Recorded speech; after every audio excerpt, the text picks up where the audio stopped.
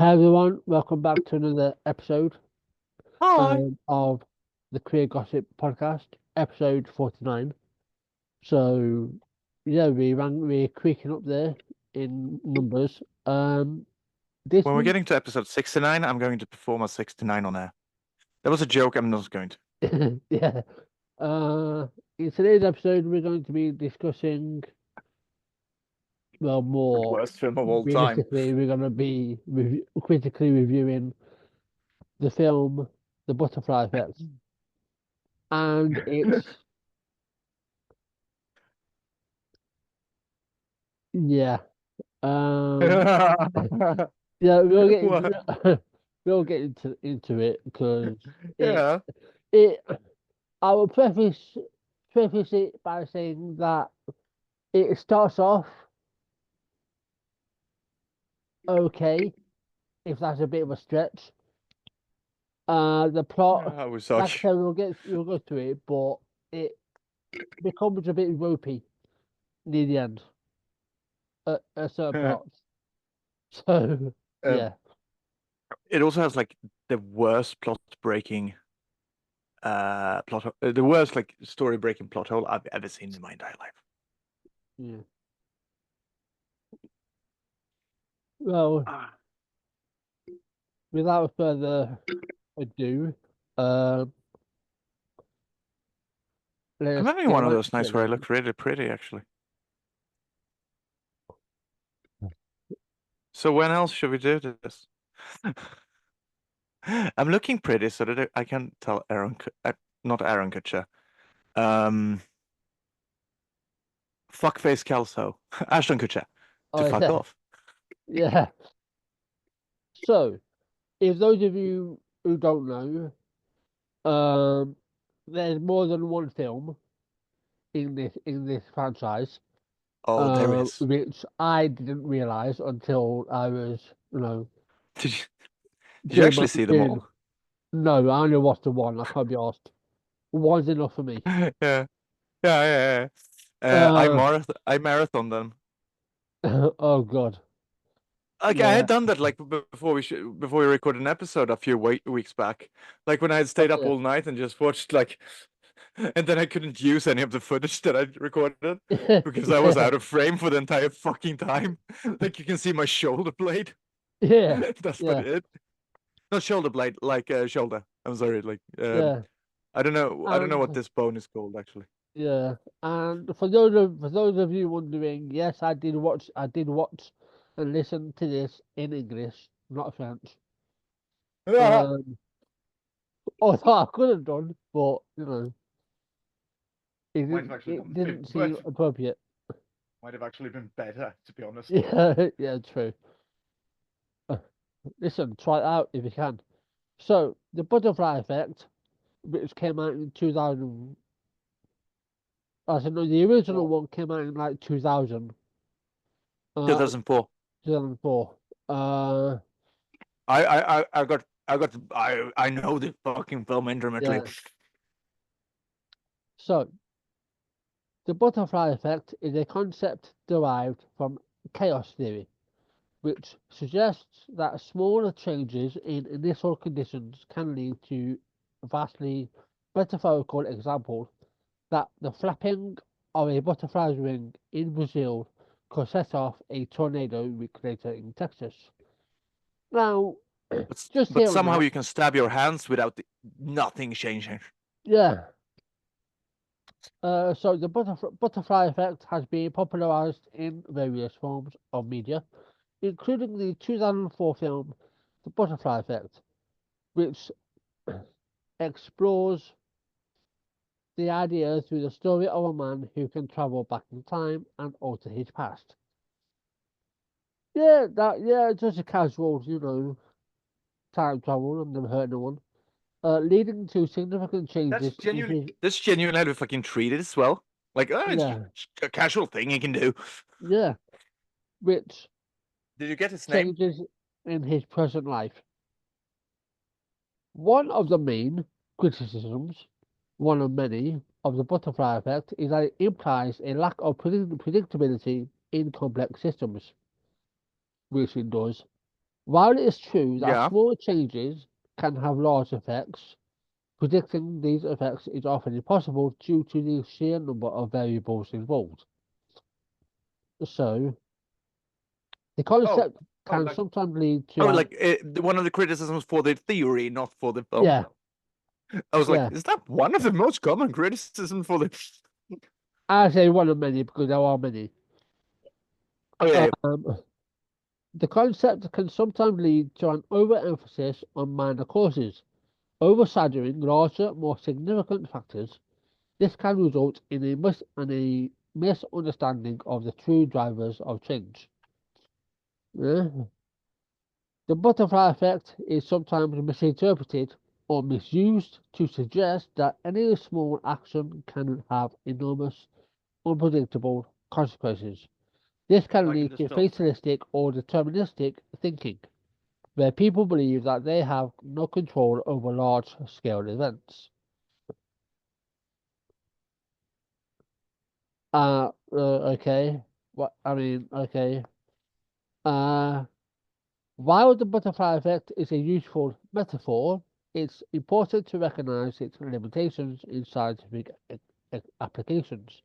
Real world systems are often influenced by a multitude of factors, and isolating the impact of a single small change can be challenging. Right. Those are just so are that. So now let's move on to uh the convoluted plot. Now, where do we start with that one? Well, yeah. Good luck. Yeah. So Um, one of the major drawbacks is is it is over the hard to work out convoluted plot. The numerous yeah. alternate timelines and the constant shift between past and present make the story difficult to flow. You're not fucking kidding. Instead of creating a complex, engaging narrative, it often feels confusing and disjointed. This non-linear storytelling might have been intended to build suspense, but it ends up creating more frustration than intrigue. Now, I would I would have loved to have been a fly on the wall when they came up with this, because I have to imagine, like, I would have wanted to be in that room so that I could slap everyone's hand and just going, no! yeah, I have to imagine, like, what the like. There were good ideas that sometimes fall flat when you're in the process of writing a script. Yeah, then there are shit ideas. Yeah, this one should never have been written in the first place, or at least given the go ahead to be Like, made into a film, because like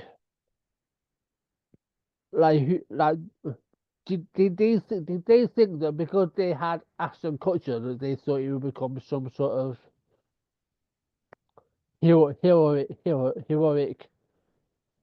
that it's really funny that you say supernova? that. Like Like, it's genuinely hysterical that you say that because Ashton Kutcher is the only reason this film got made.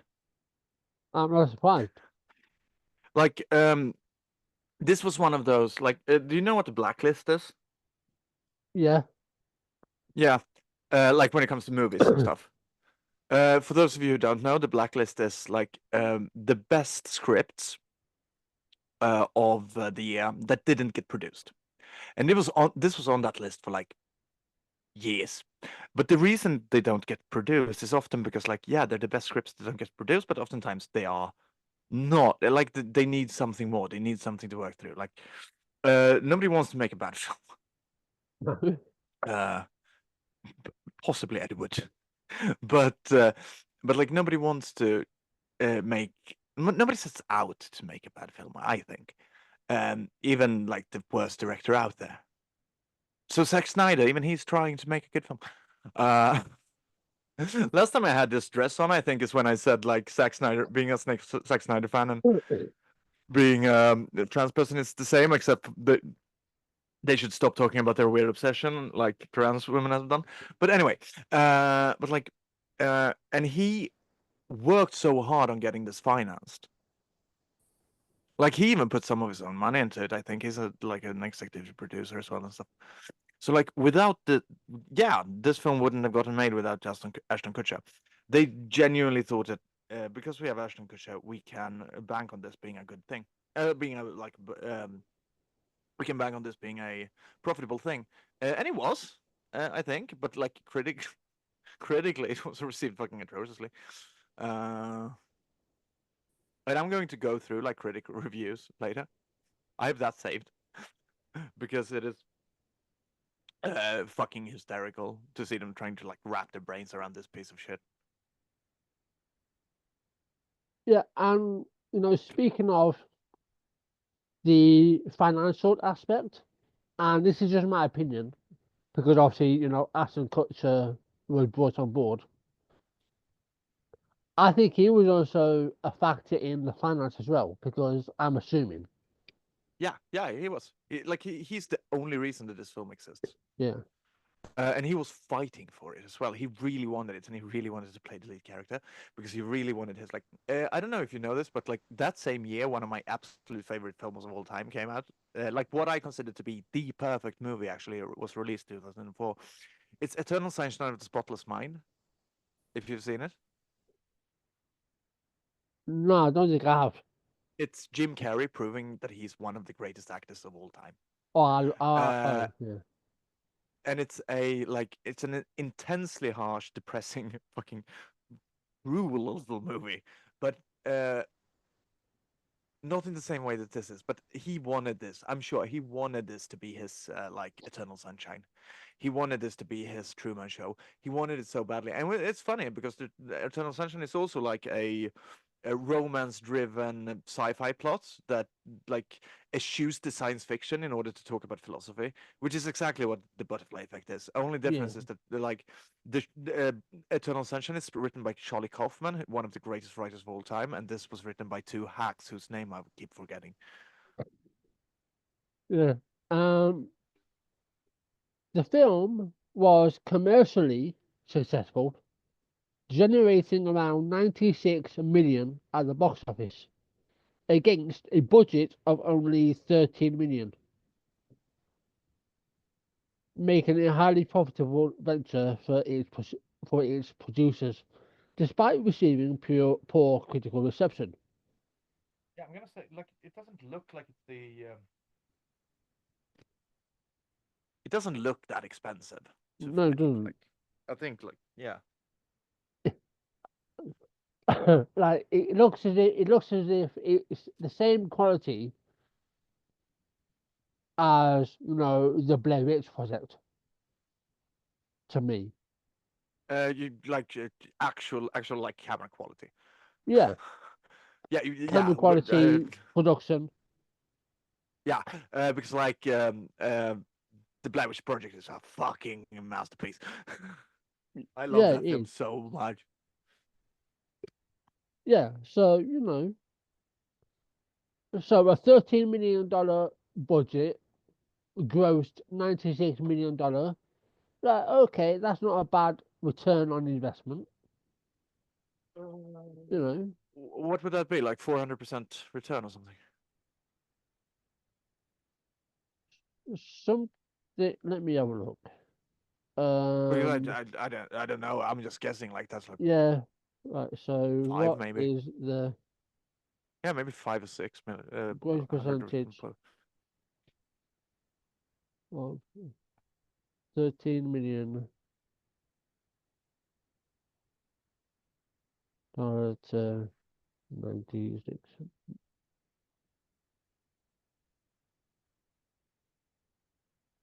Uh,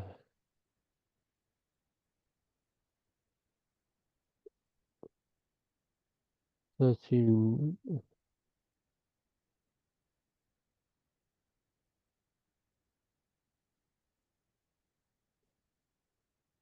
I think you're right. It's about 400%. Yeah. But either way, even with that amount of profit on that one, it still didn't. It still, again, I didn't watch the other two or three or however fucking many there are, but it didn't improve then. Improve anyway on the quality. Um, We'll be getting to that. yeah. Uh, I'm going to quickly talk about them, and I'm especially going to talk about the third one because that's yeah. like Right. they So, finally made it fucking work. oh, yeah, okay. Yeah. Um, Yeah. right. So let's go to the movie's non-linear narrative, which it can be confusing, and the numerous alternate timelines might feel like a tangled mess rather than a cohesive story. It feels like a So, bunch of sketches. yeah. Uh, the film deals with dark and disturbing subject matter which can be off-putting and emotionally draining. It's not a light watch and may not be suitable for everyone. Uh, the movie struggles with maintaining a consistent tone, often jumping between psychological thriller and melodramatic tragedy. Uh, it even struggles with that, to be honest. Why? You didn't like you didn't like the part where he was trying to drown himself? He's like shaking his little stumps. This film is I one of think, the I most think, hilarious fucking film of all time. I think at that point, he would probably, if he'd have done that, that would probably have been the most enjoyable part of the film. I need to know later which ending you got, but we get to that later because I desperately need to know. I know which one I got, and it's like because like on my rewatch, I hadn't actually like I didn't check beforehand because I wanted it to like oh yeah I need to see how this works out. Yeah, I've seen them all. I've seen this film so many fucking times now. It's one of my most watched I films. think, yeah. I don't know if I'm able to watch the other ones because I just about got through watching this piece of shit. To be Yeah. honest. No. I mean, like which ending? Like this film has four endings. Oh yeah, yeah, yeah. Well, I'm not surprised. Yeah, Oh and yeah, how many endings? Oh yeah, we can't just have one. Oh, let's have four. but the first ending they did was so fucking dark that the studio was just like, no, get the Yeah, help, you fucking idiots. Like, I'll go and let me, through all the endings later, and you can say yeah, which one you got. Uh, and let me guess. You can if you buy the special edition, you can see behind the scenes of how awful endings are made. Like I don't get that. No, I don't care. genuinely don't know because I don't. I would rather like blow my brains out before I buy this fucking piece of shit as a special edition. I own it on Yeah, DVD. Now I own it on VHS as well, but that's because I like recorded it onto a VHS because I'm clinically psychotic. yeah.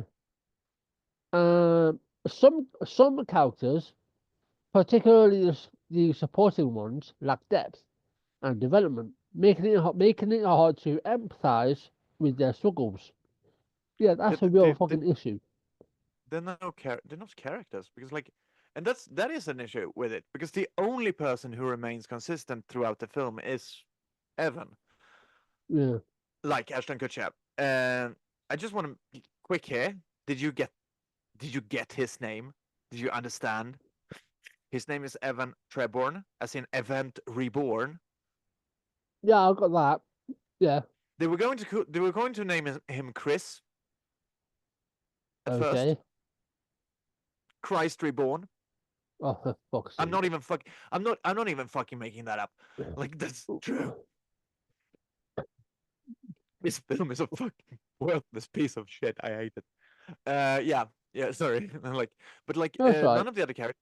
because he goes back in time and like changes everything all the time, and like we don't know if the person is going to be a psychopath or a Jesus freak. And like It, that's not me. That's not me using an example. Like yeah, that's me using an example of from the actual film. Like the same character becomes a psychopath and a Jesus freak in different timelines. Like they don't have a character because like Evan goes back and like changes everything up, and that's actually one of the things that is better in the second one, because then it's a year earlier that he can travel back to, oh, okay, meaning that everyone is already characters. Like them going back to childhood in this one is actually like it ruins the entire fucking point because like everything is so different, everything is so fucking absurdly changed that has it can it's impossible for it to like make you care. yeah, and Like it also, doesn't feel like the same film. yeah, and also, that's not how time travel works. Like, if What you're going reading to do a books? film, if you're going to do a film about time, about you know, a central character, which is what I'm assuming Evan was. He was a central character That's that the only character. went back in time once, twice, however many times he wanted, which again is implausible because that's not, you know, that Yeah, because but we're gonna have to anyway, buy that to even be right? able to watch the movie. If you know anything about time travel, which clearly they didn't, right? There's only a finite amount of time but you can actually go back in the past, and if you change something, right, it doesn't just change something in that timeline. It changes it. It changes the whole thing. Yeah. Like, But like, kind of that's kind of the conceit of it, and we kind of have to yeah, deal with that part. But like, uh, uh, but like, the because otherwise, like, yeah, and I'm fine with like taking liberties with how shit works and yeah, stuff. What I'm not fine with is that even within their own rules, they didn't follow them. Like, yeah. they don't follow their own rules for time travel. No, no. So what's the fucking point? That's what I mean with it's the biggest plot hole I've ever seen in my entire life. Like, it literally breaks the film. It doesn't work. Like, the film from that point, and it's quite fucking early too that he goes to prison. Yeah, Like, isn't that his first actual jump or something? yeah. Anyway, Uh, yeah, I'll yeah, let you continue now. yeah. So then we go to the pacing issues. Right. The pacing can be erratic, with some parts feeling rushed and others dragging on, which can disrupt the overall flow of the film. Now, here's the thing. I can cope with a film dragging on. I can cope with the occasional erraticness of a film. Right? And again, this is my opinion, if the script and the plot is strong enough to withhold that erraticness,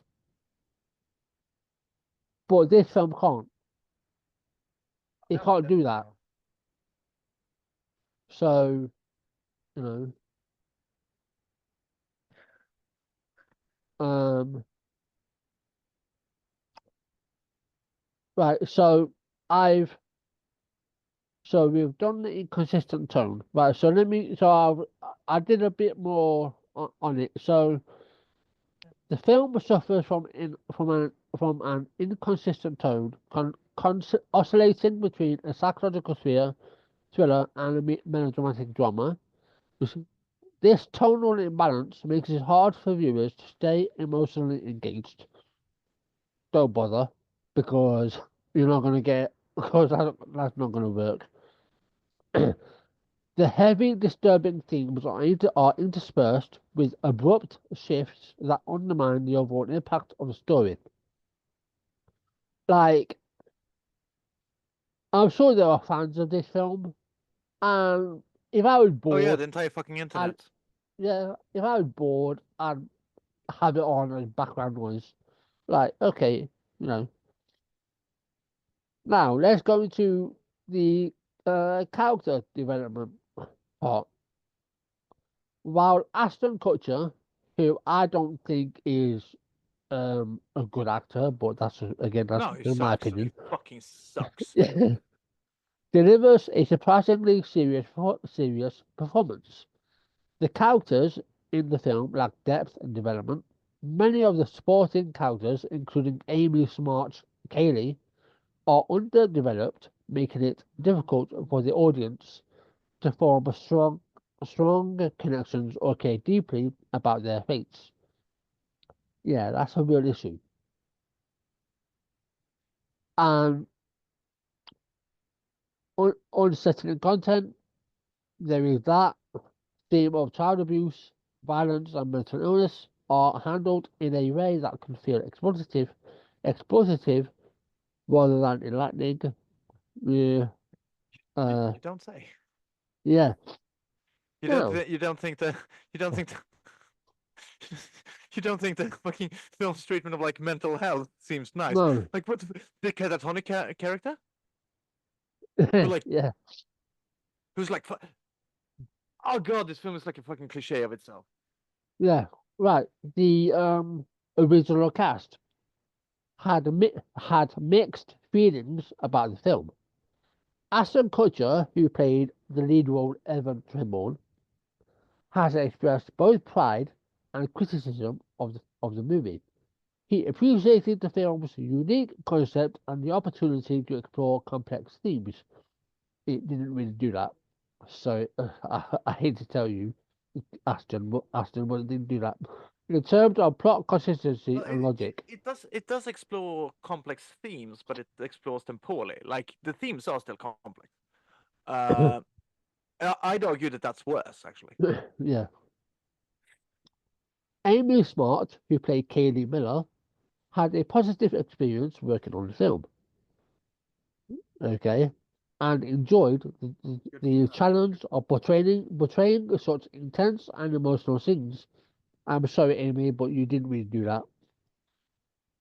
Well, However, she also imagine recognized. intense scenes like him coming home to her and like him being the reason for her fucking suicide. Like Yeah, he goes into contact with her and like, let's tell me about that time your dad raped us. And she goes home instantly and like fucking kills herself. yeah. However, she also recognized that the film had its issues, especially with the execution of the time travel elements. Uh, Overall, The Butterfly Effect is a film that had an intriguing premise, but falters in its execution, its complex plot, inconsistent tone, and lack of character depth, prevent it from being the compelling psychological thriller it aims to be. While it has moments of intensity with some interesting ideas, the overall experience is marred by its flaws. For viewers looking for a crafted exploration of time travel, you're not going to get it here, and its consequences. Uh, there are more coherent and satisfying alternatives out there. Now, in Max's review, she's going to explain the four different endings because I didn't include that in my review for a very good reason. So, yeah, there's that. Which one did you get? I just need to. Fuck. But I hate. Ah! Fuck opera! Um, I need to. Hold on. I need to open like another web browser. I'm using because I'm going to like log on to the not log on. I'm going to like show you the fucking Rotten Tomato score because that's so fucking funny. Um, yeah. Were you? Do you want to add something before I get to go off? And go off, I fucking will. I I can hear you all of a sudden. Yeah, Oh yeah, yeah. Now, fuck. yeah. You just haven't said anything. Of Yeah. course, I'm a fucking moron. Uh, by the way, quick thing. Didn't expect the vegans to be the one to kick me off Twitter this time.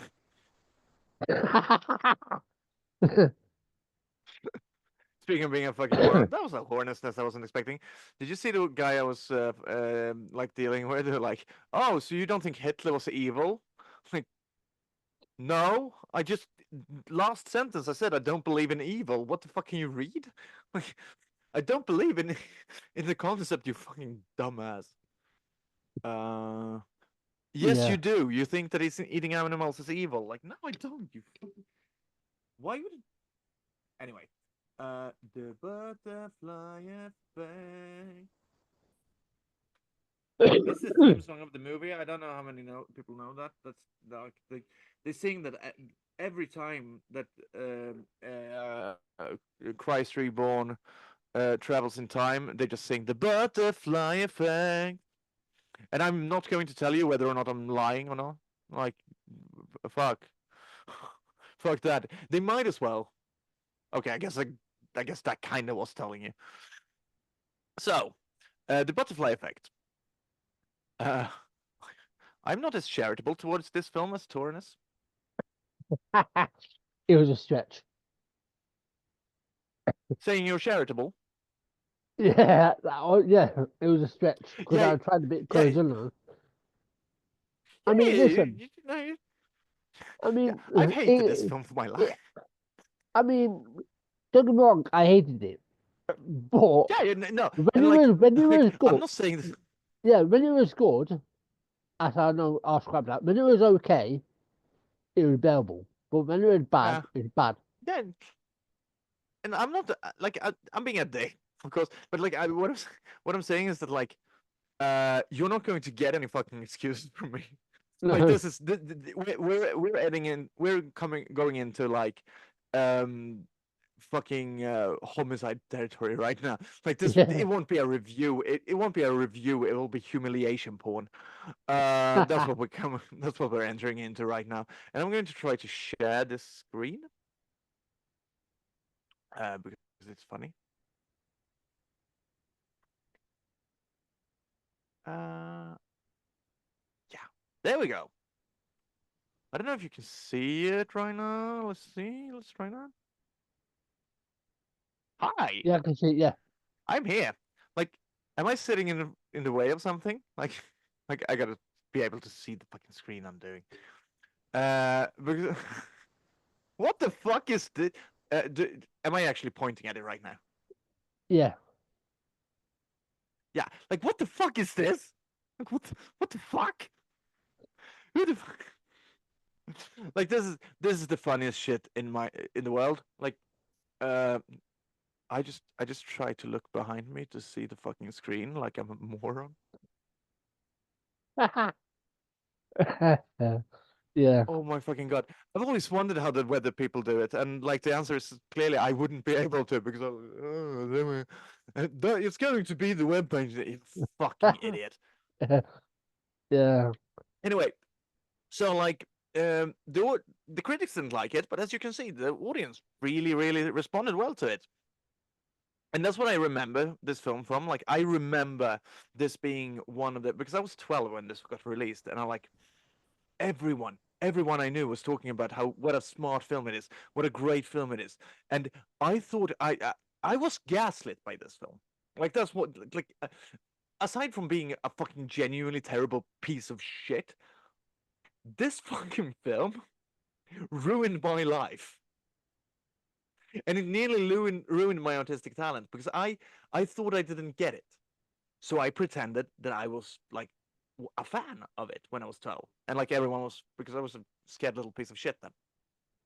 And I was like, "Oh, yeah, I like it too." And I thought that I didn't get it. This film tricked me into thinking that I was too dumb to watch it.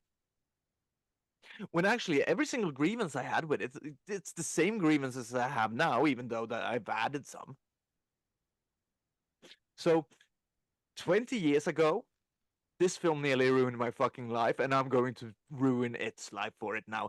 I know that it's a 20-year-old film that nobody gives a shit about, but I still see comments like, "Oh, what's your favorite movie?" And then I see someone put Butterfly Effect, and you know what I do then? I go in there and I just like type out a response to it because I'm like this film is my trauma. Yeah. Which is funny. If I did the butterfly effect, if I was the main character, if I was Christ reborn, that sounds like something I would claim to be actually. But if I actually was like if I was like Ashton Kutcher in this film, it would be me traveling back and kicking my own fucking ass for thinking that I was dumb. Like no, I wasn't dumb. I had taste. Unlike my shit friends, I hate them. Um, the tone of my voice genuinely fucking changed into fucking anger. I noticed. I'm going to stop sharing now because we've seen this little fun fact. Yeah. Because then I grew up, and then I saw that everyone fucking hates this film. That like every person with a brain hated this film. That like it was only my shit friends who didn't, and like fuck them all. And I've had to go back like and say this. Like I said this to a friend, like one of the few friends that I keep in touch with. Like I think the Butterfly Effect fucking sucks. Like it's the worst film I've ever seen. I think, and he goes, "Didn't you like it?" And then I have to explain to him. Then I was too scared to say that I didn't like it when I was 12. And then that it just became a fact.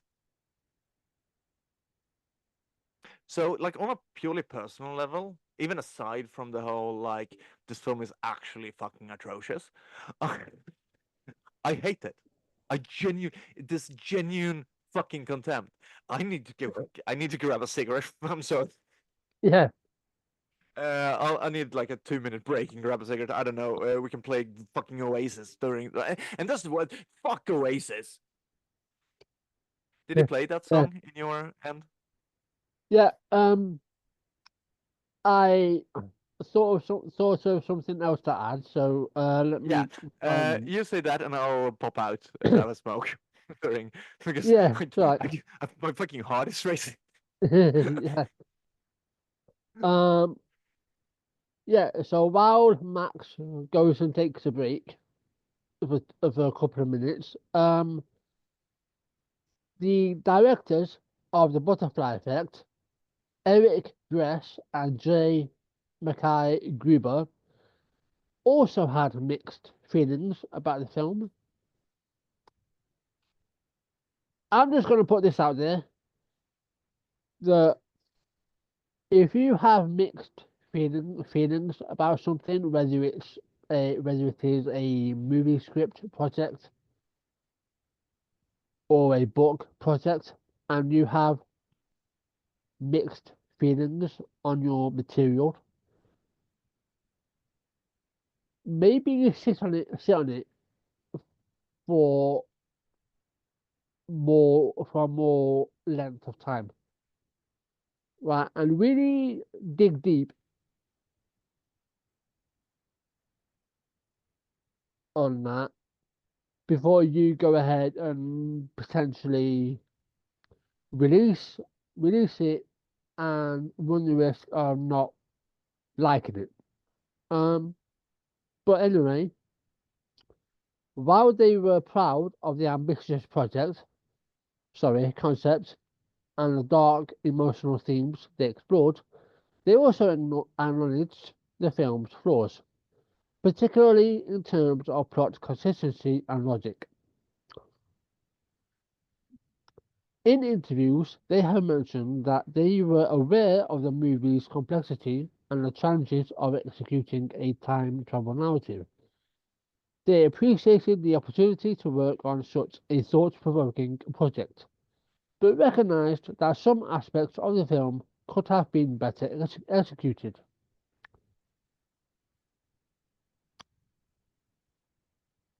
Yeah. Uh, I'm back.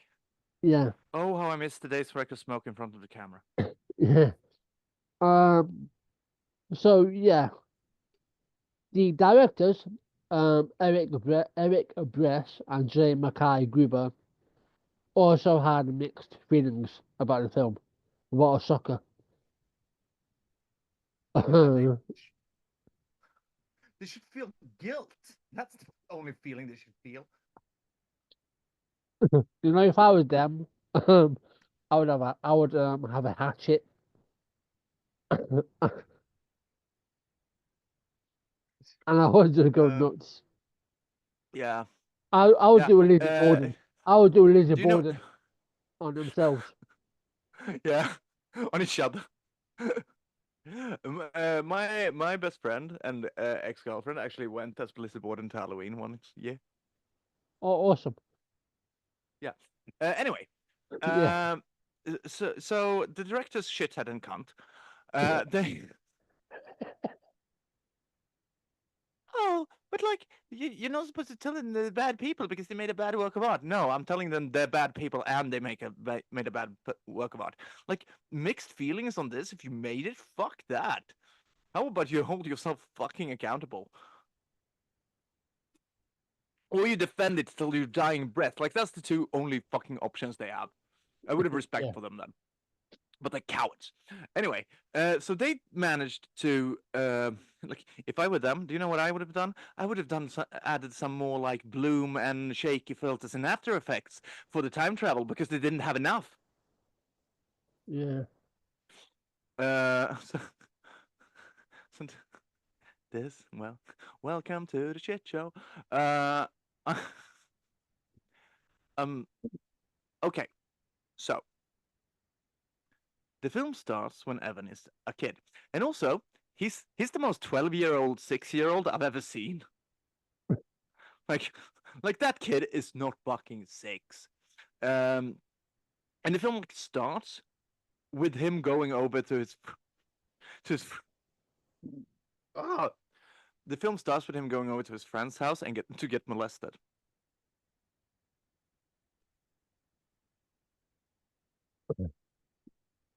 Like Yeah. that's the opening to it. Yeah. Like what a way to, Yeah, and zap the fucking any energy out of the fucking room. yeah, Wow. honestly, and like we don't get it now, but they will like show us the full sequence. Then, like not them getting touched, but like they will show us the full sequence then, and they will do such a poor job of doing so that they Yeah. will inadvertently be the only people who have made like I've joked about like horrible shit and absolutely some of them have been like molestation jokes. I'm not going to like lie about that. It's on my fucking Twitter. Yeah. But I have never unintentionally turned child abuse into comedy. Like if I've done that as comedy, it has been the point.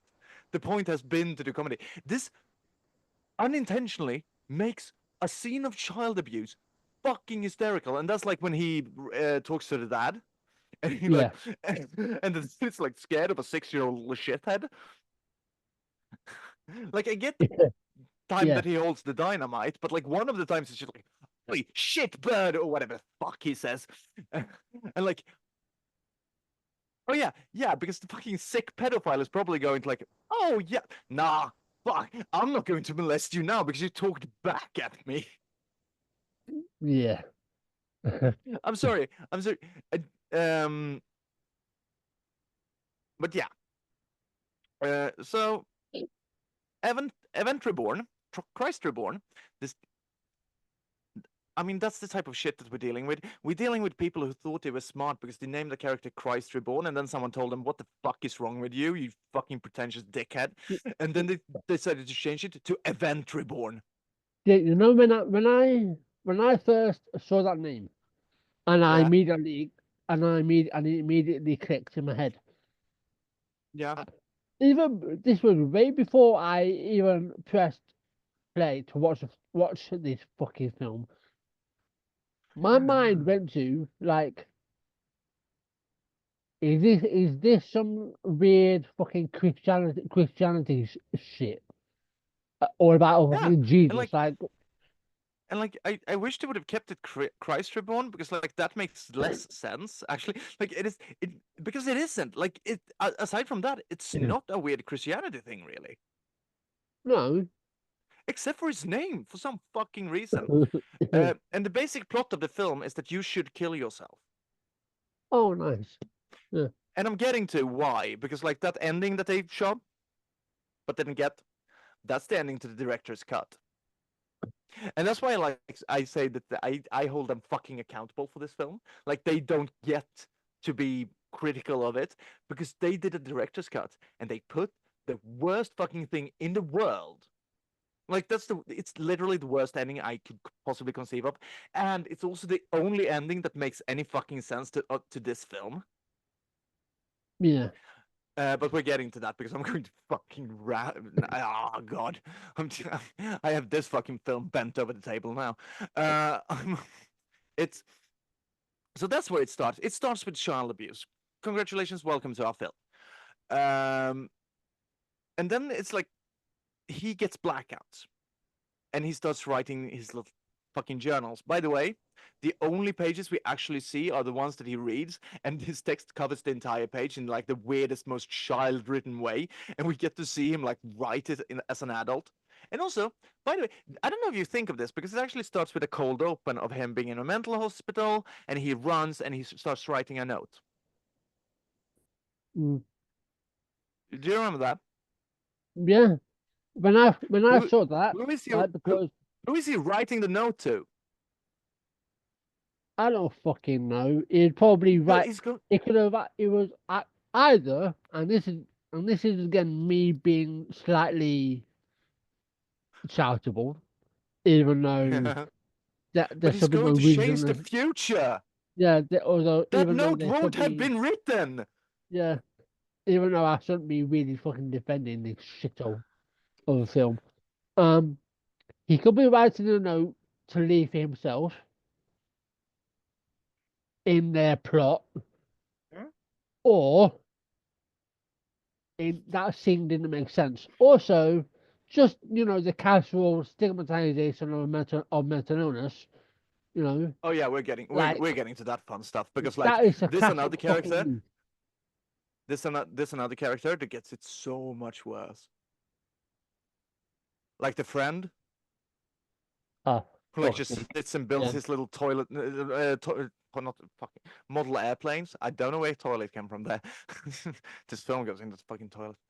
But like he's writing his note and he's like, I will save her, and like yeah, but regardless of if you do or don't, like you won't have written that note.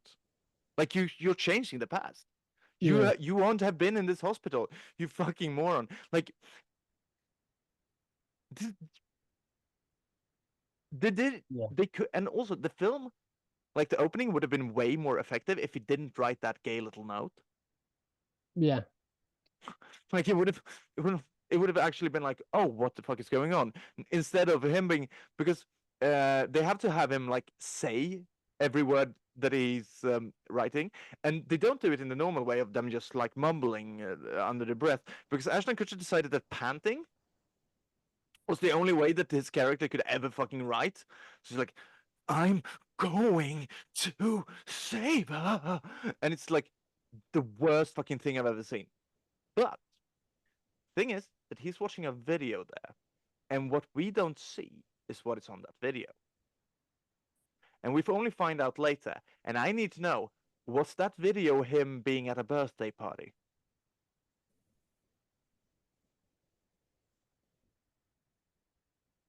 I'm gonna. Did he go You back in see, the, time? you see, the thing is with this fucking film, Yeah. and God No, I forbid, get it. I get it. right? I have to fucking watch the others. Okay. Wait, Did it I, end with them going, passing each other on the street? yeah. If Was we that the ending go, to your? if we go with this plot, Yeah. but I would say yes. But if I was to go Mm. against the plot, I would say no. Oh yeah. Also, if like he can't do that with pictures. He can do Yeah, it with notes. But anyway, I just need to know, like, at the very end, was it that they pass each other on the street while Oasis is playing? no. Was the ending that he goes back to his birth? At a stretch, maybe. Oh, and hangs himself in the womb.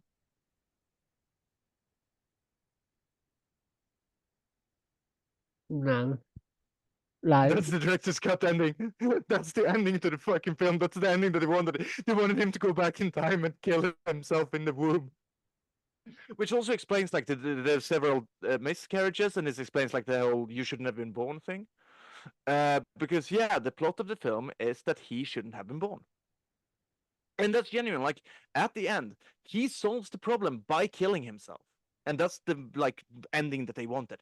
And if you take that out, the entire film breaks apart because they reference it so fucking much. His father is referring it.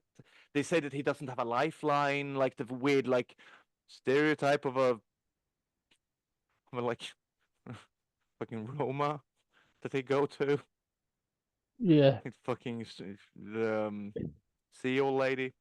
And like and they tell him that he doesn't have a lifeline, and his father tries to kill him constantly, and like he doesn't. He tries to go back in time, and like no, he doesn't go back. Try to go, but like he says that yeah, he shouldn't have been born. Basically, is the whole point.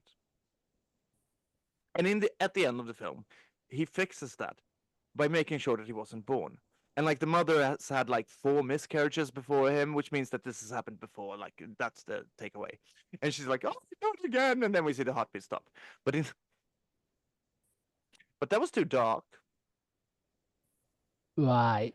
Okay, yeah, Which is like, yeah, because the message then becomes maybe you shouldn't have been born, which is yeah, kind of fucked. That's kind of fucked thing for this film of all films to say, because like the whole point of the film is that like everything is changed by a single event, blah, blah, blah, blah. And they kind of make it out so that if bad shit happens to anyone in your life, that's your fault. right. Yeah, Like, that's the thing. The mm, messaging of this film is broken. And that's even setting aside the whole plot issues that I have with it. But, like, this film at its core is broken. It's a cynical piece of shit. And I think, like, personally, I know that some people will laugh right now, but I am not a cynic. I actually fucking resent cynicism because cynicism is the coward man's humor. Uh, I'm an optimist actually, but but like, and I'm not even joking. It yeah, just sounds funny coming from me. Uh, but like, because and cynicism doesn't it does have a place in art, and we'll get to where later. But the whole this film, is cynical, and everything that it believes it's smart in, it's not actually smart. It's just cynical. And you know that shithead friend that we all have had at one point, who just will like go through how everything will fail because they're so above it all and they're so cool and like they're just so detached and they don't care. That's this film, and we all hate that fucking guy. oh yeah, yeah, And like, but all my friends said that it was a smart film. Everyone I heard from said that this was a smart film. This was, and I had to like force it to become one of my favorite films. And it made my art worse because I started becoming cynical in my art. Like on a personal level, fuck this film. It ruined my fucking life. Like it made me worse because it made me cynical. And like when I write, I am because I write stories, I write books, I write novels. I'm actually almost finishing up one, and hey, my boyfriend is actually going to translate my last book in the spring, so I'll be sending you a copy, motherfucker. uh, awesome. and like, yeah, that book is about a suicide, and it's about a suicide that nobody cares about. Like it's about the whole thing when everything keeps going as normal, despite your best friend having Yeah, killed himself. Like, which is weird because that shit kind of fucking does happen because it has to happen. And it's written as a comedy by someone who doesn't fucking care about anything that goes on around them. And like, that's that's a pitch black fucking book, but it's yeah, never cynical. It's as dark as it needs to be. This film fucking isn't. That's the point. Because when this film had the choice of going light or dark, it always went dark, and it goes dark in such an absurdly over the top way. Like, no, it doesn't. It doesn't. it isn't just that he's sexually abused as a child. He also needs to like um, either kill a kid and his like blow up a kid and his mother with a Yeah, stick of dynamite, or like have his friend blow up his arm, and then his dog is set on fire by his friend, and it's like everything is so needlessly fucking dark. And then you throw in prison rape because that was fucking necessary for some reason. Could have just not have him go to prison. And they do all this for no reason because in the end the messaging is still just kill yourself. Like that's the it's actual playing. messaging. Yeah, it's playing on that. I don't know if it's a theory. It might be, but it's playing on that because I'm so damaged. I'm basically collateral damage, and so Yeah, when anything happens to me, it makes sense because I'm fucked up. But they're going yeah, to the extreme. yeah, and that's like a paranoia thing. Yeah, Yeah, and this film says that anyone who's watching it who feels that way is right. Like this film is genuinely fucking reprehensible on an ethical level as well. I'm not going to go into that too much because like I no, have explained it now. But like even if I liked the film on a like cinematic level, I would still have great issues with it. And like that's my entire point because I think that this film is broken at its core, and that's my point. I don't just think that it's bad scenes, it's bad acting, it's boring plotting. At its core, this idea is broken. This film is broken, and they could have fixed it by one thing, and that's having it be a dark comedy, because that's the only genre where cynicism works. yeah, And it would have been actually fucking hilarious if it would have been a dark comedy, because then it would make sense that it goes so over the top, and it would make sense that he goes back in time and fucking hangs himself in the womb. But it's not. It's not a dark comedy. It's a serious fucking sci-fi drama. And uh, like I would also like to say that Ashton Kutcher is like one of the spokesperson for like this whole thing. Don't rape children. yeah, Which makes it even more fucking astounding in the scene he's in this film. This film's handling of sexual abuse, like first and foremost, it tells you that you're broken after it happens. Like the only way for you to not to be broken, if you've been sexually abused as a child, is to not have it happen. Which is, yeah, I get that it's fucked. I do. But telling someone that they're inherently broken because of something that happened to them as a child, fuck you. yeah.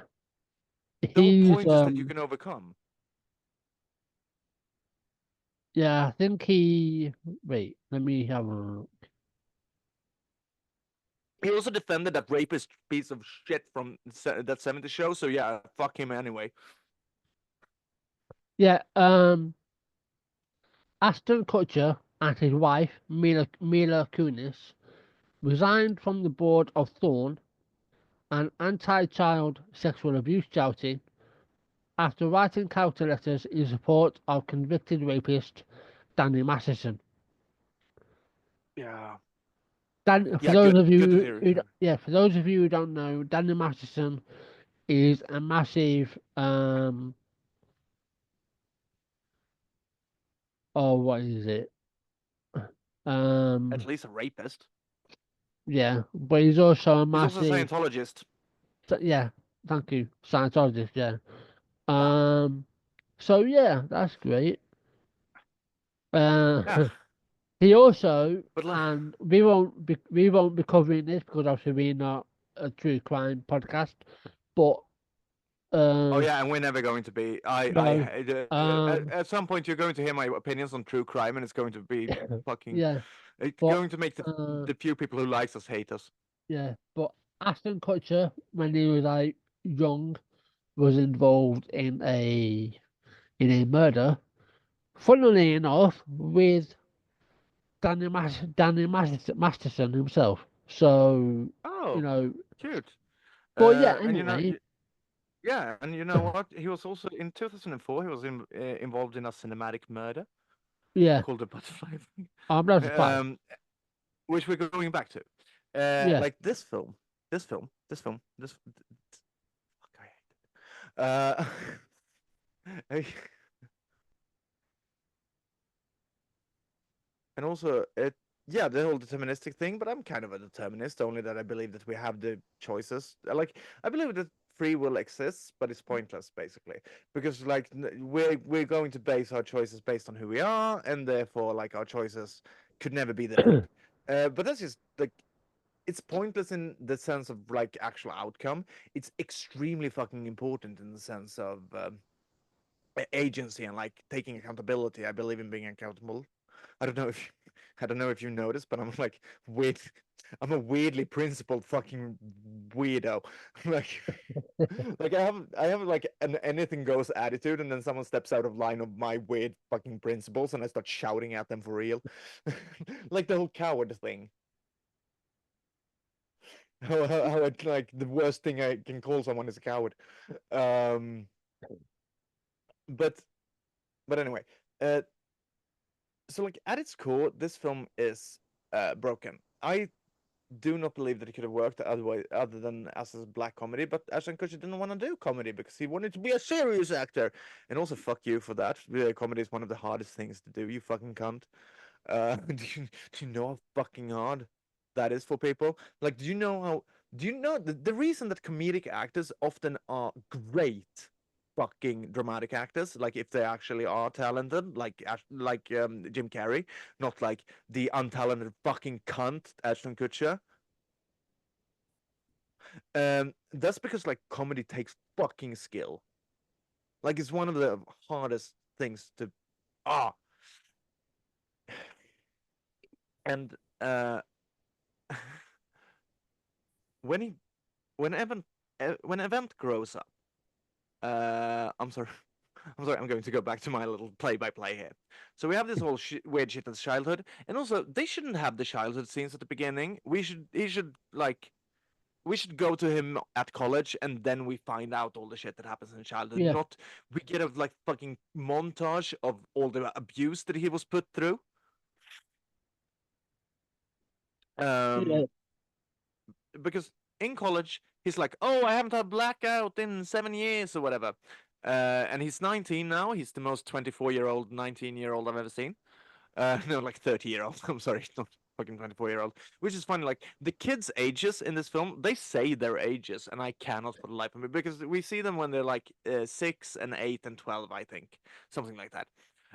And like all of the time, everyone looks too old except for this one little piece of shit who they cast, who's like fucking 1 inch high, and I can kick him over a fucking roof, and they cast him as the badass who beats up like college kids at one point, and it's the fucking most ridiculous thing I've ever seen. This fucking Smurf is just going to town on these like college boys, like, oh my god, you're so badass. And also, like, nobody in this film knows how to handle a fucking cigarette, and that annoys me for personal reasons. But he grows up and he is living in the room. He's living in a dorm room with fucking Ethan Suplee. And if you don't know who that is Earl's brother from My Name Is Earl, which is a fucking great show that you should watch. Uh, but and he's like, oh yeah, and Ethan Suplee is like this cool goth person who fucks constantly. Like he's me if I was fat and a dude, uh, and also goth. Did I just like there was this one thing that was overlapping. But like, and then they go out to a bar, and a few shitheads decides to like heckle the fucking fat goth dude. And I would like to say like as well, because in one of the timelines he apologizes for that to him when he's a college like college prep boy, as if that had happened. So like again, like they don't know their own fucking story, which because it can't have happened because he has changed the past. Like, Yeah. and like since he was the one who got, I don't remember what's his name, like Maggot or something. Uh, I genuinely don't remember what to go like Ethan. We'll call him Ethan because his name is Yeah. Ethan simply. But like Ethan only goes out that night because they celebrate that he hasn't had like um a blackout in 7 years, and also like Event Reborn also just happens to be like a genius who's like going to reshape the entire landscape of psychology by like figuring out how minds really work and like memories and like ooh I'm so cool, and he just like aces a test and he's such good friends with his teacher and like all this is going to change. But anyway, so Event picks up a girl, and this girl decides to just look under his bed like a normal person. Or is it he that looks on the? I don't fucking remember.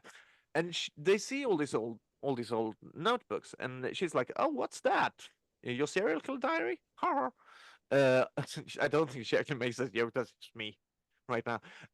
Well, like, "Oh, what's that?" And he's like, "Oh, it's these journals that I had when I was a kid because I got his blackouts." And her reaction is, "Oh, can you read it to me?"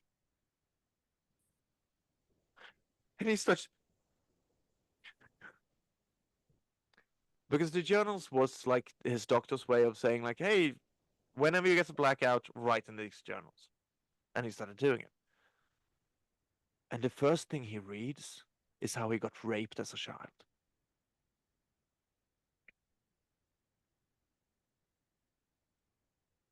Like I'm not. And then he goes like, oh, back to. No, no, no, no, no, no, no. I'm sorry. I was wrong. Actually, it wasn't. It was how he killed a kid. Because like that's why because he drops his cigarettes on the shirt and like gets a scar. Which by the way, yeah, you don't get a scar from that easily. You fucking idiot. Yeah. Especially not one that is going to be that fucking fresh 7 years later. But he goes back to like because they put a stick of dynamite into a mailbox, and then a kid got blown up from it, and a mother, and they died. And he goes back in time, and he sees that, and that's the first time that he goes back in time. He doesn't know that he can do that. I don't know how he suddenly have that power, but genuinely don't really need to know. That's sort of magic realism thing. But hey, can you read something to get me wet? Oh yeah, how about this time I killed a kid and his mother? Yeah, how about Yeah, no? that'll do it. Yeah. No, can you read something else? Yeah, do you want to read about how I set my dog on fire? And how my bitch friend set my dog on fire? Do you want to read about how like I got raped? Do you want to like there is there is not a single fucking good memory in those books because of the nature of them. Like he should have just said no. But he starts Yeah. reading and he like falls asleep and she's still there when he wakes up. Oh yeah. Yeah. Yeah, like That. she's just Yeah. sitting That. there like, haha, you fell asleep. And he's like, oh my God. And then he's having a nosebleed and stuff because things are changing. And the things that is changing there is that he gets a new scar on his, because it doesn't change anything else. But he drops a cigarette that he's smoking onto his shirt, and it like burns a hole through the shirt, which will happen. I have plenty of shirts that I've worn like when I was out on the like on a club or something that I've like accidentally burnt holes into. But you know what I don't have? I don't have a fresh scar 7 years later. Because when Yeah. he looks at that at 19 years old, that fucking scar looks fresh. But yeah, so he reads about his murders to get this girl wet. It doesn't work, I think, and then he realizes he can travel in time. So he decides to go travel in time some more, but not right away, because first he finds the memory about. That's why I thought that that was the memory he read. He finds the memory about him getting raped, and he decides to go to the girl who like lived there, like his who's also the sister of the psychotic kid, by the way, like the fucking Smurf. And he decides to go to her place and like her place of work and like accost her outside and like, hi, hey, how it's been? Are you doing anything lately? And they just talk, and then he starts like, hey, do you remember that time that your dad raped us? What happened? And like she naturally gets upset, and the next day he gets a phone call from her psychotic brother, and like, hey, my sister killed herself, and I'm gonna kill you, bitch. And then, oh my fucking god, I've forgotten about the note.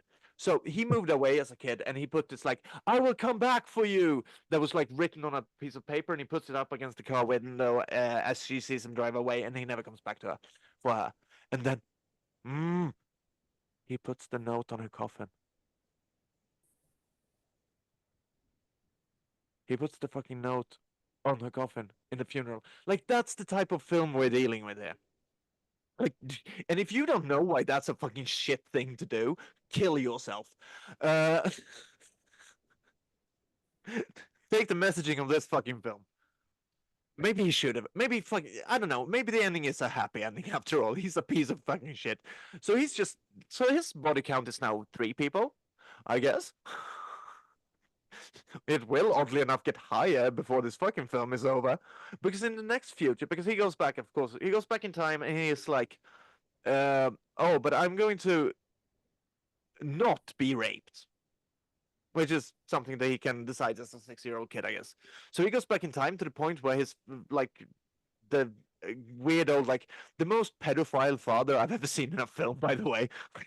Like Jesus fucking Christ, he brought out the stereotypes for that one. Like if you Google a mean man in the forest with a van, that's what you'll get. This fucking shithead. And he's just standing there with a camera and like a glass of whiskey. Of course, he's doing that. And then the 6-year-old kid, because he travels back in time to his body at that point, starts like swearing at him and telling him to like, "Oh shit, but you're going to listen up to me, and you're going to beat the shit out of your son, and you're not going to rape your daughter." So he beats the shit out of his son, of course, yeah, and he doesn't rape his daughter. Because he listens to the 6-year-old kid that was apparently possessed by a demon or something. Like, which is good. It's good that it doesn't like. Yeah, it's good that it worked, but I don't think it would. And they he go back. He goes back to this scene so many times, and he was so proud of this, because like he goes back again and like throws a stick of dynamite, and then everyone gets blown up. like, like he's genuinely terrible, and like oftentimes. The issue with how he changes the future is always in him being a fucking idiot. Like they do this thing like, oh, everything he changes makes it worse, but does it? Does it though? Like oftentimes it's just you being a fucking moron and changing it in the worst possible way. Just how about you beat the shit out of your shitty little friend? Like how Yeah, about you, I don't know, take on the leader role in the group? That would have probably changed things. Because like you are clearly 15 at this point, and your friend is like 7. I don't know how they fucking casted these kids. It sure as fuck wasn't due to talent. no, it most certainly wasn't. And I've never seen a person look less like Amy Smart than the fucking person playing her younger self. Like, anyway, like I look more like Amy Smart than that fucking child. But anyway, so he changes that, and since they didn't get raped, they are now in love, and and he's in a fraternity at college. And then her brother gets released from jail because he's gotten beaten so much that he's a fucking psychopath now, and he wants to kill Evan. And Evan decides to kill him instead, so he goes to jail. Like this is the film, and we're like at this point, I don't know, 25 minutes into the fucking film, he's in jail and he's about to get raped by Nazis. So he tells this Christian roommate that he has in jail, cellmate, I think is the name, that like, oh, can you get me some pages from my journal because I need them, and I'm going to read you something. First of all, they sneak in and steal some pages that he's going to read, so that he can prove to his cellmate that he can travel in time. Do you see the issue with this? Like, aside from the whole he can't prove it because the things would have changed, but like he gets those pages, but he needs other pages. Why? Why does he need them all? Why? Why isn't this like you can travel back in time because you go back and you travel back in time and you that's when he goes back to when he was a kid and he decides to stab himself in the hands with a few with like these clips that you put post-it notes on. In the future, then when he's in jail, it show up on his hands as stigmata, and if you don't know why that is the most plot-breaking fucking plot hole ever, I'm going to explain that soon. But just like saying that out loud should prove it because that's not how time travel works. Like everything changes, and if you think that you can go back in time, like first and foremost, if he's still landed in jail, his fucking friend should have said, like, cellmate should have said, "Yeah, you've always had those." Yeah. But going back in time and like changing who he speaks to changes everything in this film. You're telling me that going back in time to when he was a kid and stabbing himself through the fucking hands wouldn't?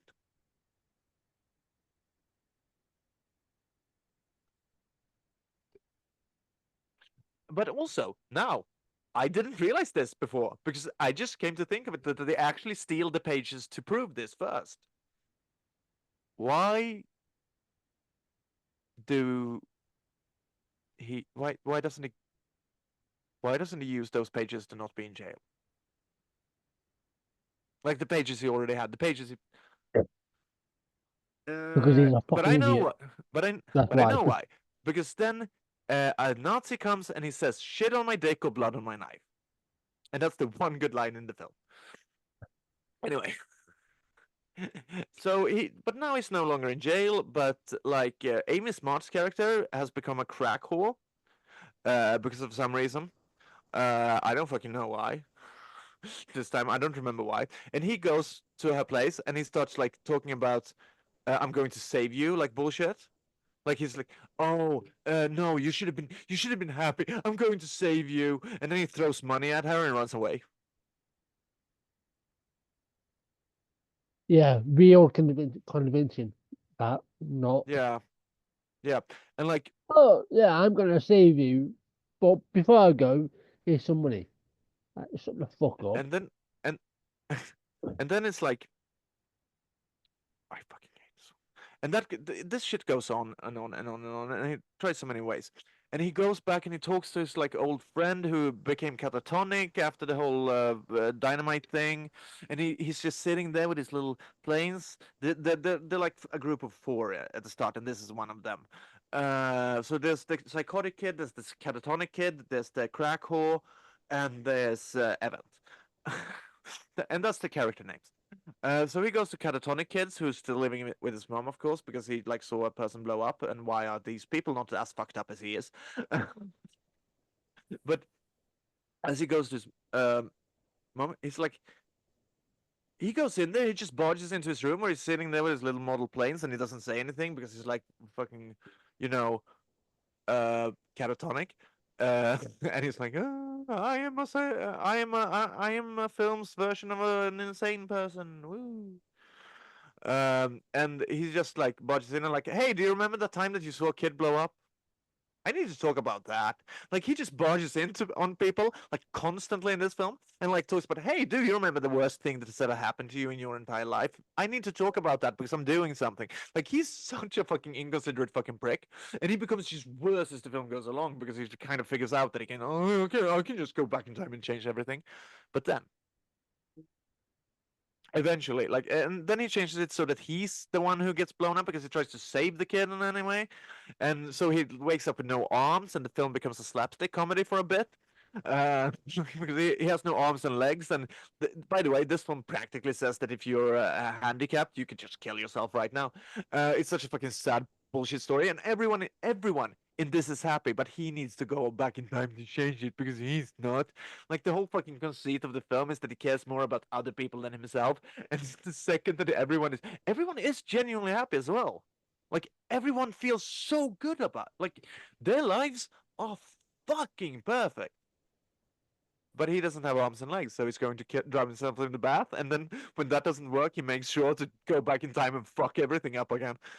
And this just goes on and on and on, and we see all these different timelines and all these different universes, and like things changes so much between like who the characters are and what the setting is, that it's impossible to care, and it doesn't feel like a film. It feels like 4 episodes of a TV show slapped together. Like it feels like. Do you remember those direct to DVD like? Direct to video Disney sequels like Return of Jafar and like that shit, like they also did a like one for Atlantis, and I fucking like Atlantis by the way. But like, uh, that wasn't actually a film. What it was the first 3 episodes of a TV series that was going to be produced but wasn't, Mm. and Yeah, it's noticeable, and that's what this film feels like. It doesn't feel like a cohesive product, and you can do that. Like you can do the whole fucking episodic filmmaking. Like I'm a fan of Tarantino as well, but you can't do it shit. You have to be good for it. Like non-chronological and like episodic and like weird storytelling needs to be done by people who actually know like handle their craft. yeah, Like, do you know what I'm doing? I'm doing a book right now that is like the biggest fucking experiment I've ever done. Because it's going to be 3 books in one, and they're all telling the different stories. And they're all they're all told by different people. So like the language is completely different from book to book, and I have checked that it doesn't look like the same person wrote the books. Um, and the story being told in the background is one and the same, but we never really get that, and you need to really read them all very carefully to realize that there's a happy ending there, but we don't get to see it. It just happens in the background somewhere. Whereas the book progressively gets darker. And they are 3 different books that I will staple together into one. And the whole conceit of it is that we are not as important to each other as we believe. Like we're not like it's not. If I never met you, my life would have been completely different. Like no, most likely it wouldn't have. I kind of find that a weird thing to say to someone. Like why are you putting this much fucking importance in me? But but that's the experiment anyway. And I can only do that because I've been writing every fucking day since I was 6, and I'm really fucking good at it.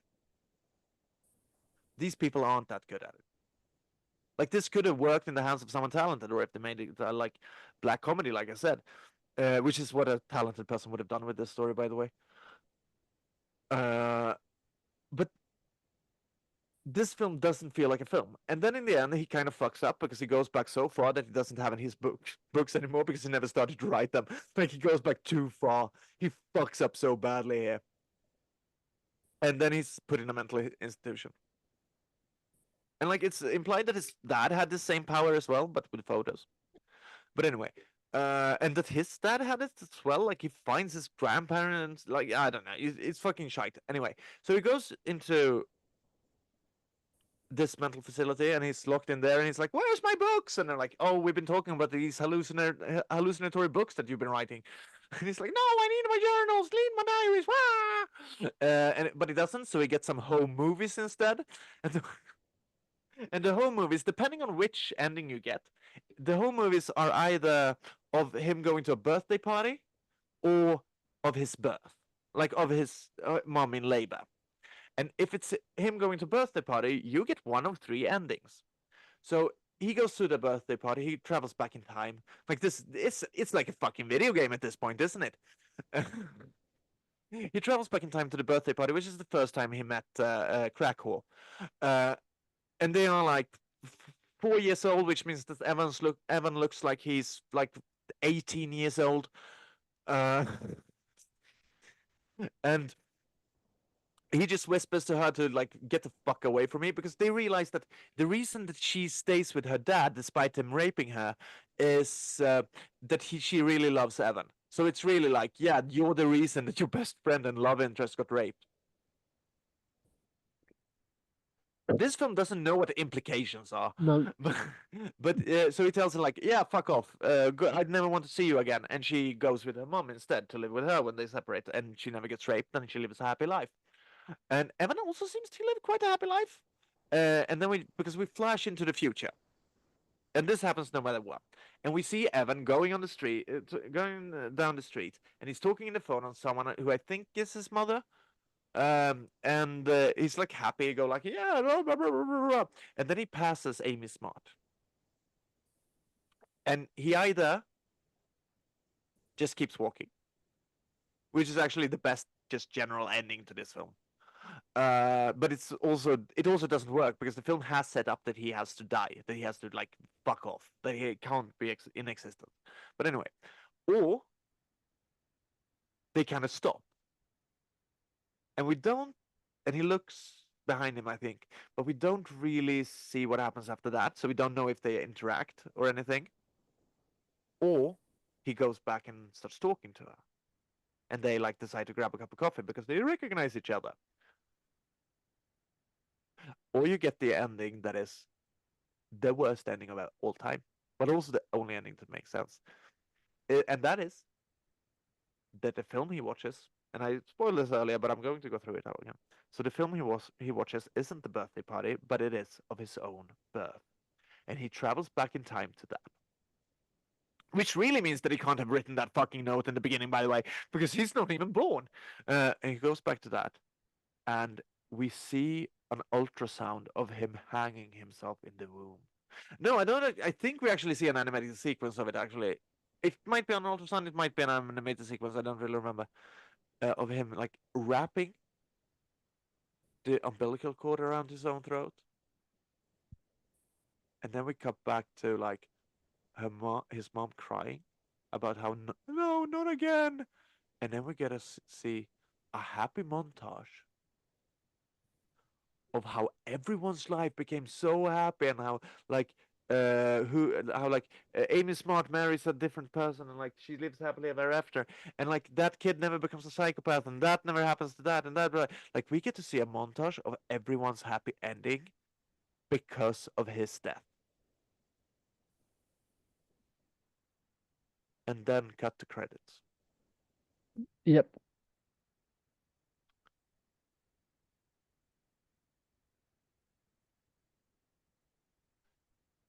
There is I'm not trying to be mean to this film or anything, but I genuinely can't figure out how this was fucking made. I this you I have because like I say shit like oh it's the worst film of all time. No, like it's the worst film that I think could theoretically possibly exist.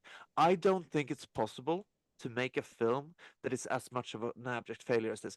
Any film that you can come up with, like low budget bullshit, like bad things, like fucking the Triumph of the Will is better than this. I genuinely think that this is the only film that is objectively bad. I do not think that it's a matter of taste in this case. I think that this film is broken at its fucking core. And I think I proved that now, so I'm done. Yeah. I mean, we both proved that. I mean, obviously you went into more Oh detail. I'm sorry. But I I just think had we that ending. basically, yeah. But I think we basically, you know, buried this film because it's utter fucking shite. Yeah, that was Um, fun. Like I haven't done it. I haven't like everything we do here is like kind of positive charge, which I think is good. Like I yeah, don't like to be this way about films, but like the no. oh yeah, this was good. This felt good. It To felt put good to this like bury in, this motherfucker. yeah, to put this into perspective, right, and to tell you how enjoyable this film was, not insert sarcasm. I Yeah, enjoyed, Cecil being demented, and I saw the TV grow better than this. Utter yeah, shite, yeah, way yeah. more I'm going to make a tally. I'm because going it to make had, like a yeah. I'm going to make like a list of the order that you like the film that I recommend to meet you in. Yeah. Oh, But this one it was also came with the recommendation this is the worst film of all time. yeah. And this film had several competitors in the realm of mind-bending time travel. Yeah. Um, Donnie Darko, 2001, Sliding Doors, 1998, um, The Jacket, 2005, Predestination, 2014,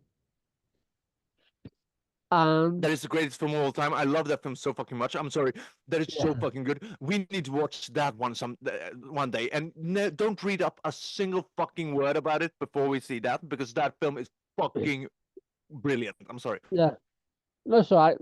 That's the one thing I never do. Whenever when you recommended those two films to me, I didn't look up anything. I just watched the film. That's what I like to do. Because I don't want to be, because I never like to be dissuaded. I don't want to know anything. And then the Yeah, final we're one going to be is, watching. We're going to be watching Predestination at yeah, some point. um, Frequency, 2000. Yeah, it's good. So, and I haven't seen Sliding Doors, but aside from that, all of those are like good films. I think. I've seen Donnie Darko. I've seen The Jacket. I haven't seen Sliding Doors, and I haven't seen Frequency. Frequency. I think I've seen Predestination, but again, there are so many It's with films that are Predestination is within. with Ethan Hawke. I think I might have seen it. I'm not He sure. plays a bartender. When I watch it. I'll have to look when Yeah, when I watch it. But yeah, yeah, yeah. It's yeah. We'll have to see that at some point because yeah, holy shit, I want to talk about that one. It's such a good film. It's also based on a Highland story. yeah. But yeah. This film, I don't. Apart, one would think that for its attempt, someone would probably say, "Oh, give it like a 5 out of 10." Like I give this a -5, a minus fucking 10. No scrap that. I give this Oh, film a -100 because fuck me, yeah, yeah. this film was It, so fucking bad. I would rather watch I would rather watch Blair Witch Project over this. I That's would rather infinitely watch my own better. killing on a snuff video than this. You know what I said when I mentioned the hatchet? Yeah. That's what I would have done. I would have taken a hatchet and I would have Yeah. fucking directed it towards me and I would have chopped myself up. That would be more entertaining. Watching me watching me cut my own leg off than watch this film. You didn't like to watch Aaron Kutcher play Ashton Kutcher. Why the fuck do I keep saying Aaron Kutcher? You didn't like watching I was about to do it again. You didn't like watching Ashton Kutcher play the like jockiest version of a smart person ever? No, because he wasn't smart. No, He wasn't clever. no. It's so funny because they play him up to be like this fucking genius, and he does the dumbest shit ever. Like every time he has a chance, Every time he went back fucking and forth, moron. I hope he every dies. yeah, every time he went back and forth in time, it was like watching fucking Bill and Ted in their phone box. But bad. Yeah, I'm a huge fan of Bill and Ted. yeah, Surprising I've no one. watched. Yeah, It- that film was hilarious.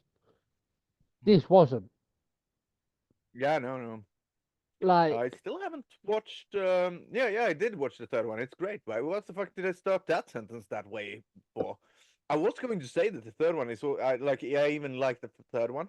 That was what I was going to say. That how big of a fan I am. But like, I kind of like just ended it, like started a sentence in the wrong way. It kind of broke that. yeah, I yeah, haven't watched the third one. Was what that and sentence was leaning to, and that's just a lie. I watched it several times. yeah. I think, I mean, Yeah, I'm obviously not going you've to do got, the fucking sequels, by the way. I can't be fucked. But I am going to say that in the third one we get a like it's a slasher film and it's the plot twist is incest related and it's the only good one. um,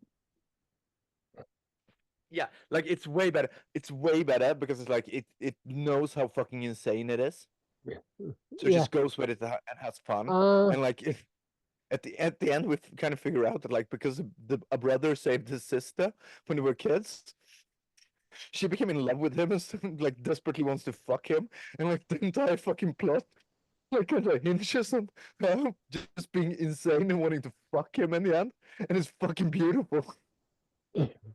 yeah, just a casual, bit of incest. Yeah, I did no not problem. expect that when I started Yeah, watching it. I can say, uh, like the second I, one is a boring version of this, but like this yeah, is a boring version of itself. It's better though.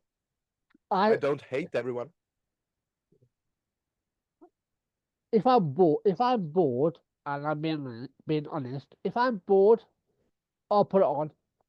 But Yeah, like I'm going to say like Resident Evil Revelation. I can speak. Am I having a fucking stroke?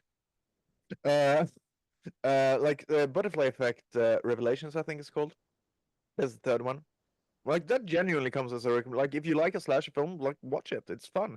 It was one of the 8 films to die for at 1 year, which was like an after dark horror festival thing. oh yeah,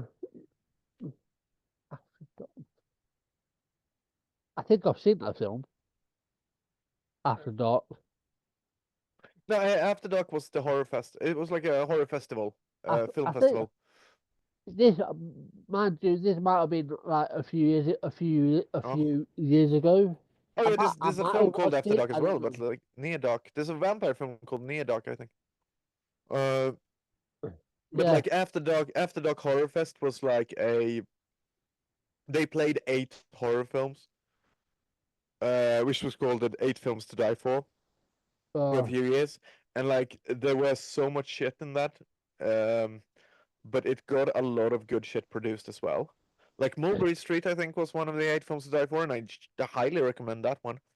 And also, yeah, it's called Mulberry Street.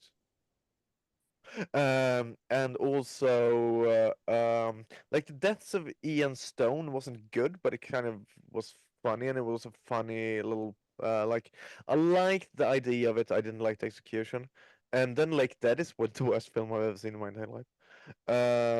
But yeah, there were some good ones in there, and Resident Evil Revelation was one of them 1 year. yeah. But yeah, in terms of me watching the rest of them, can't be asked. I might watch No, the third no, I mean, no. just for purely if I'm out of boredom and I need something to watch. Yeah, like But yeah, it's not great. Like it's the no, only film in the series that's good, but it's not great. yeah. But yeah, I mean, that is our review of that film. Um, I don't really want to say any more on that because it's not going to be good. um, Yeah. Ashton, I'm Ash, working on a I'm working on a video essay on it, and it's called The Butterfly Defect, and it's just a like fucking hit piece disguised as a video essay. So I will have more to say on it. It will be 90 minutes long.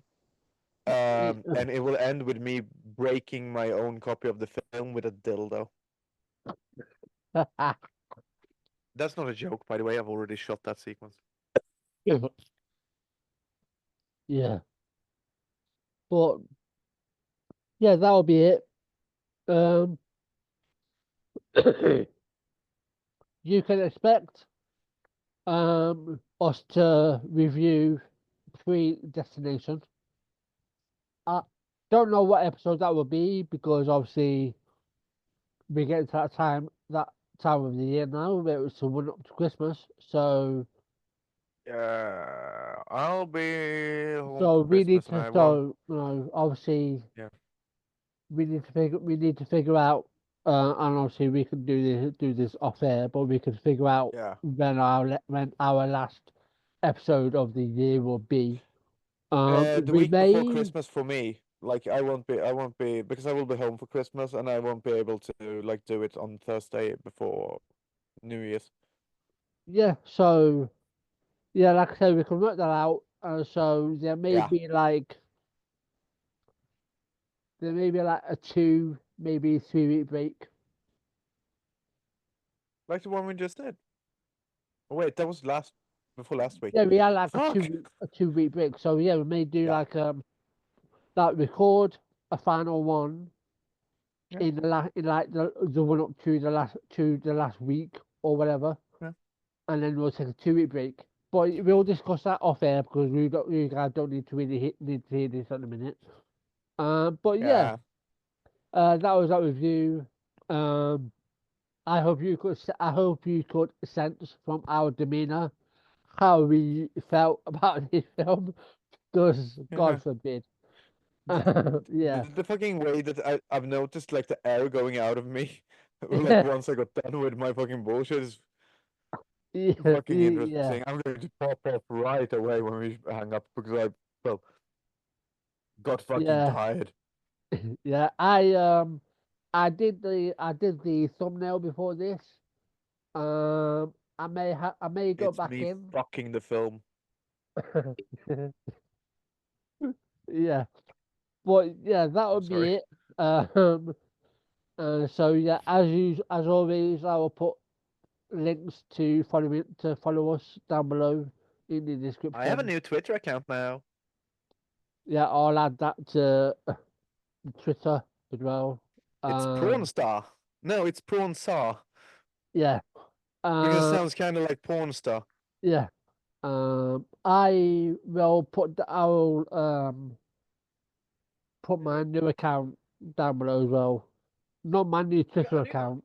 I'll create an account on Blue Sky. So I'll put that down below so you can Oh follow yeah, me yeah, over yeah. there. Cool.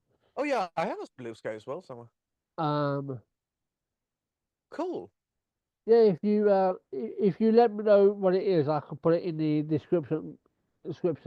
But yeah, Yeah, I'll just fun. have to like remember it, so it might be for next week. Yeah.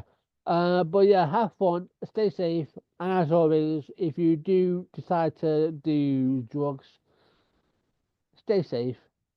You know, do it in And a if safe environment. you and if you're traveling back in time, make sure to kill yourself in the womb. Yeah. All right. Anyway, we will see you in next week's episode. Bye, guys. Right, let me.